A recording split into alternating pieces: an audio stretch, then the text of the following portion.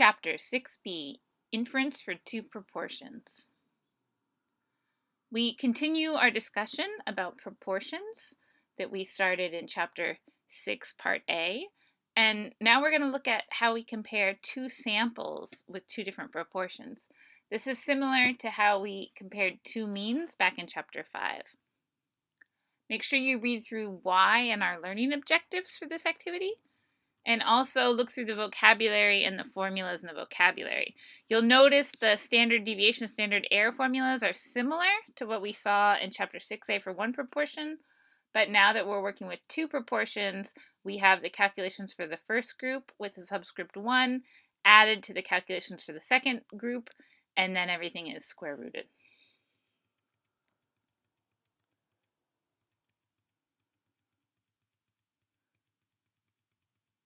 So example 1 is about looking at sampling distributions for two proportions.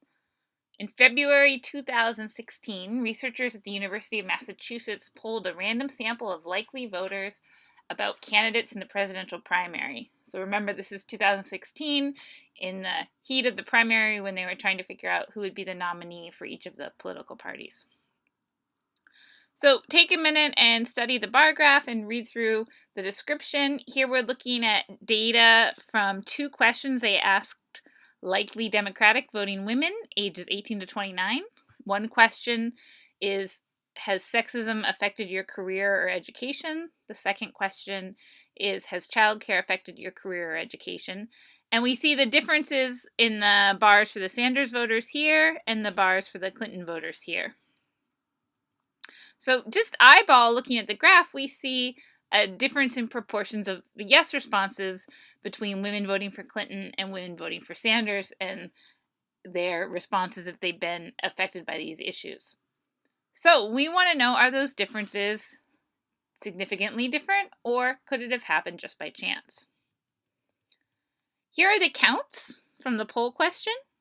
So we see Sanders voters, 28 out of 104 said yes to the question, has childcare affected your career or education?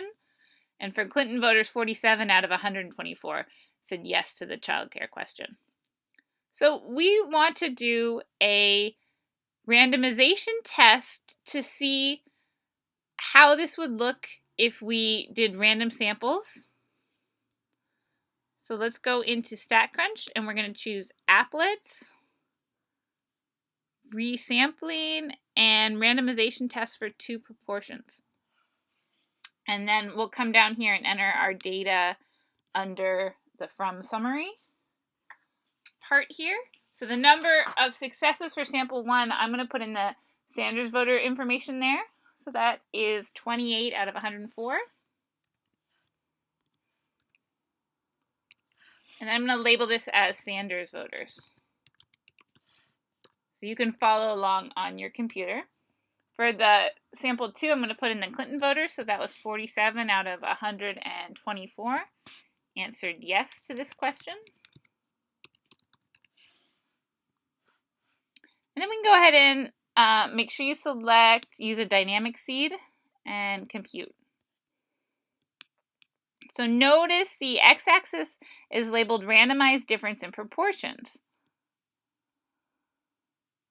So since we're interested in the difference between the two groups, what StatCrunch is doing is subtracting the difference in the sample proportions. So now if we click one time, let's watch what happens. So out of this data about Clinton voters and Sanders voters, they're randomly picking two voters and finding the difference in their proportions. And if we do this a few more times, we see a few more draws.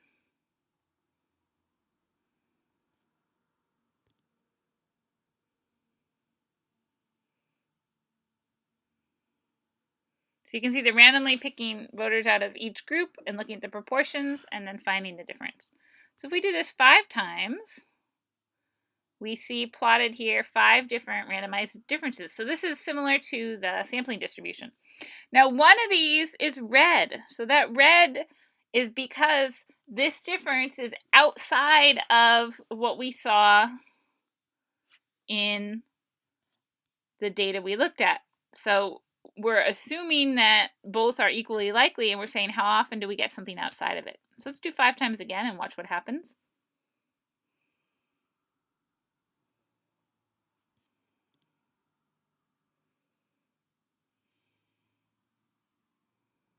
And let's do 1,000 times and see how that looks. And now when we've done 1,000 times, we get a normal distribution. So the center is around 0 because we're assuming that there is no difference in the groups, right? If they're equal, it should be centered around 0. And then if we want to describe the spread here, I'd say the spread is maybe from around negative 0.2 to 0.2. That's how I described it on page 244.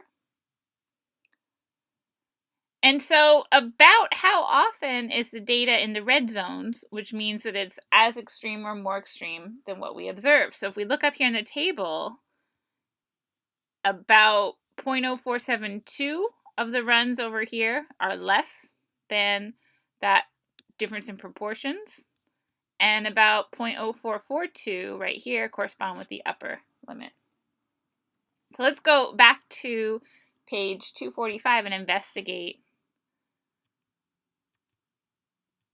the difference in these two proportions. So here's some notes about the randomized difference of proportions distribution. So we're performing a randomized test between the two variables to determine if the difference is likely to be found by random chance. The table above the graph accumulates results for the difference in randomizations. So that's this table here. And then the red bars meet the criteria of the statement. So the statement is that they are above or below this difference in proportions. And this difference comes from taking the Sanders proportion minus the Clinton proportion. So here's a sample after I did 3,000 runs. And so notice it's a little different than we have here proportion-wise. So we expect variability due to sampling. So if I click a couple more times 1,000 runs, you see our results are sort of close to what I have here on page 245, but they're not the exact same because anytime we do a sample, we expect there to be some variability. And the same thing if you do it on your computer, you'll get results in this ballpark, but not exactly the same. So I recorded here my proportion of runs from doing 2,000 runs. It's different than I just showed you on the computer. You can run it on your own computer, and you'll get things in the ballpark, but slightly different values here. But we could say right around 0.05 or 0.06, right around 0.03. Our total's right around 0.09. So let's backtrack and make sure we understand where these numbers, negative 0.109801 and positive 0.109801, come from. So remember, the Sanders voters were 28 out of 104, and the Clinton voters were 47 out of 124. So make sure you check. If you subtract that difference, that's where this negative 0.109801 is coming from. And this is negative because the proportion of Sanders voters answering yes, P1 hat, was less than the proportion of Clinton voters. Now remember, this is sample data, but we're trying to use the sample data to make predictions about how all voters in these two voting populations believe about this issue, about their feelings or beliefs about this issue. So what is the parameter value? Well, we're assuming there's no difference in proportions between the two voter groups. So this corresponds with the 0 that we saw here at the center of the distribution. If you look back at our distribution, the mean is right around 0, right? It's roughly centered at 0, meaning most of the time, if we see no difference in the groups, we expect most of our data to be close to 0.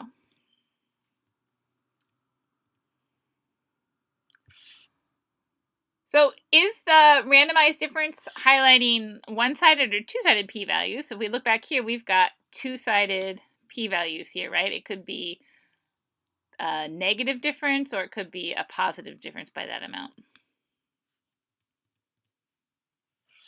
So we're going to use the data to try to draw a conclusion. So can you conclude that the difference in yes responses to the question, has childcare affected your career or education, is significantly different between Sanders voters and Clinton voters? So our two tails together, if we add them up, they total 0.0924. So since the p-value for the two tails is greater than 0.05, right, this is above our significance level, we can't say that the difference is statistically significant. So this difference could be due to chance. So now we want to think about, for the two population proportions, where is the null, or where is the center? So the null hypothesis is this claim that there is no difference in population proportion. So this corresponds with the distribution being centered at 0. And then the alternative hypothesis that there is a difference in proportions, P1 is not equal to P2, corresponds with having two tails, and those are the tails that are in red here on our distribution graph. Now notice this is not a smooth curve, and that's because it comes from random data, right? It's close to normal shape, but it's from real data that came from this randomization trial. So real data is not perfectly smooth. All right, now let's look at, if we actually use a smooth normal model, what the results would be. So we want to first check to make sure a normal model is a good fit, and you can work through these calculations. With two proportions, we have to go through the calculations for N1 P1 and N1 times 1 minus P1, and then similarly N2 P2 and N2 times 1 minus P2. And we have to check that all of those are greater than 10. The quick way to do it is check in the table. So N1 corresponds with the 104 Sanders voters. So here's the yeses, that's P, and here's the no's, right? That's N times 1 minus P1, or P1 hat, right? So we can see, since there are at least 10 yeses and 10 no's in this sample data, then a normal model is an okay approximation. Since we're working with sample data, probably down here in 1A, I should have put hats on all my P's here, because we don't know the population values. All right, so now we're going to set up a hypothesis test. So we started to do this a little bit earlier. So we say our null hypothesis is going to be that there's no difference between the two voting groups. So that's P1 equals P2. Just like we did with means, the difference here is now this P is standing for proportions. And then our alternative is that there is a difference between the two voting groups. So we're not saying greater than or less than, we're just using the not equal to inequality. So since we're using the not equal to inequality, we know that's going to be a two-tailed p-value, which is just what we talk about here in part C.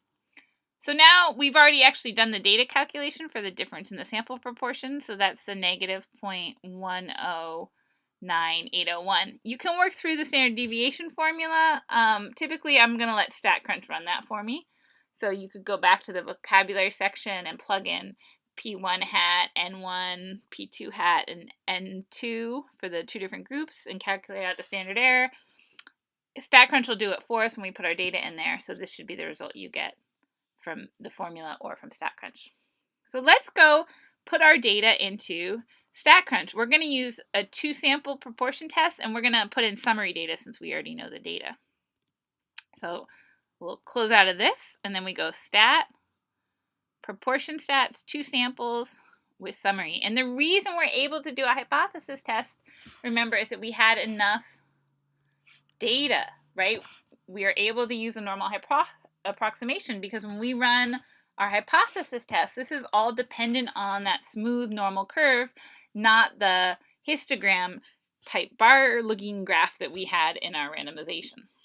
So now we leave this at 0 because we're saying there's no difference, and we leave our inequality at not equal to, and I'm going to check for the optional p-value plot. And then you can see here our sample difference is a match. Our standard error should be a match for our calculations. And then here's the z-stat and the p-value. If we look over here, we see our p-value is greater than 0.05, and we're within two standard deviations. Notice it's not the exact same as in our randomization trial, because this is a smoother curve. If you ran the randomization trial enough, you might get close to this value or closer than we got in our one trial. But you're not going to get exactly this value because, remember, it's randomization and we expect variability due to chance. So here's our z-stat and our p-value. I recorded it from StatCrunch. And so, based on the z-score and the normal distribution plot, does this statistic seem significantly far from the center of the distribution? Well, our results are within 2 standard deviations. Our results are not quite so far out that we consider the difference significant. So what can we conclude? Since the p-value is greater than 0.05, that 5% significance level we use, we will fail to reject the null hypothesis. So to state our conclusion, we say even though the difference in proportions exists, it is not statistically significant. If there was no difference in proportion of Sanders voters and Clinton voters who answer yes to the childcare question, we could see results like this without being surprised. The difference seen in this poll could be due to chance. So now, what if we change our claim? What if, instead of saying not equal to, right, and we don't want to do this as researchers, so we're going to assume that they went into the investigation with this different claim, that the proportion of Sanders voters who responded yes is less than the proportion of Clinton voters, right? So you wouldn't want to go collect your data and then come back and revise your question, but we're going to assume researchers actually had this different claim before they collected the data. So our null hypothesis stays the same. The 2 proportions are equal. But now our alternative hypothesis is that group 1's proportion is less than group 2's proportion, where group 1 is Sanders voters and group 2 is Clinton voters. It doesn't matter which you call group 1 and group 2, just make sure your inequality is going the correct direction to match the claim. So if these were reversed, you would reverse your inequality. So we expect this to be a left tail or a one-sided p-value. And let's go into StatCrunch and go do our calculation. Now I'm going to go options edit and just change my inequality so that we've got the less than inequality here, because we're not changing the data here. And what has happened to the p-value? It is now half of what it previously was. Our z-set is still negative because our results are negative. Our sample difference in proportions was negative. That's why we're over here on the left side of the graph. And so now our p-value, because we're only counting one tail, is half of what it was previously. And I circled that here. See the difference in our alternative hypothesis. So that changes our conclusion. So now our one tail example is less than the significance level of 0.05. So we say we reject the null hypothesis since the p-value is less than 0.05. The proportion of Sanders voters answering yes to the childcare question is statistically significantly less than the proportion of Clinton voters. So the difference, why the difference? Well, the p-value is now one-sided, so the probability of p1 less than p2 is half the probability of p1 not equal to p2. So how you write your alternative hypothesis matters in terms of the results. So make sure you're really clearly reading the research question, and make sure if you're out collecting data that you formulate your hypothesis before you go collect your data. So remember, there was a couple questions to this survey, right? So if we think about still this childcare question with our same numbers, we could also construct a confidence interval. So let's think about the confidence interval. So we want to explain that we already verified that a normal approximation is reasonable. So I put a note here back on page 247. We verified there were at least 10 yes and no responses in each part of the table. So this is the same as checking n1 p hat, n1 times 1 minus p hat, n2 p hat, and n2 times 1 minus p hat. So since a normal approximation is reasonable, we could also construct a confidence interval. So you can use StatCrunch to construct your confidence interval. So let me go back to StatCrunch and go options edit. I still have the same sample 1 and sample 2 data, but now I'm going to change this to confidence interval, and I want a 90% confidence level, or 0.90 as a decimal. And then compute, and so it's giving me the lower limit and the upper limit. These are both negative, which means that in our confidence interval, this is the difference in Sanders voters minus Clinton voters. So this means there are less Sanders voters in the confidence interval, both from the lower limit to the upper limit. So we report here with 90% confidence in our methods, the difference in proportions, Sanders minus Clinton, of voters saying yes, childcare affected them is negative 0.2111 to negative 0.0085. So